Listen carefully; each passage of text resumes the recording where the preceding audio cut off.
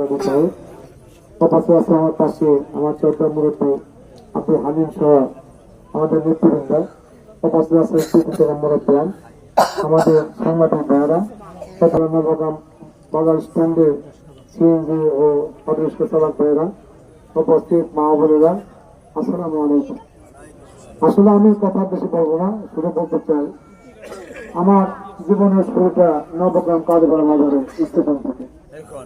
আমি আমার জীবনের শুরুতেই আমি বাজারে বসতাম।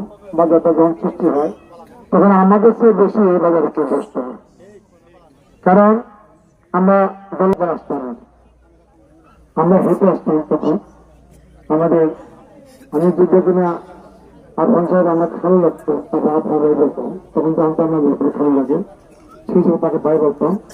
সেই তার একটা চার দোকান ছিল। আসলে সেই চার দোকানটা আজও আমার মনে পড়ে, আজও আমার মনে করেন যে আমরা মনে হয় চোখ থেকে দেখতে পারি সেই চার দোকানটা। আর একটা সামনে ছিল সুযোগের নাম্বার, সেটা খাবে ইচ্ছা করেছি, অনেক টাকা খরচ করেছি, কারণ আমি বাজার ওখানে লাগে, তারপর চেষ্টা করেছি। আমরা বিভিন্নভাবে গান বাজা নাটক মানে বিভিন্ন কিছু দিয়ে চেষ্টা করেছি। আমি সবচেয়ে আজকে আবেগ আপ্লুত এই জন্য যে আমি সামনে নির্বাচন 21 তারিখে জয়ী হবো কিনা আল্লাহ পাক জানে, তা হবে। তারপর আমি কৃতজ্ঞ আপনাদের কাছে।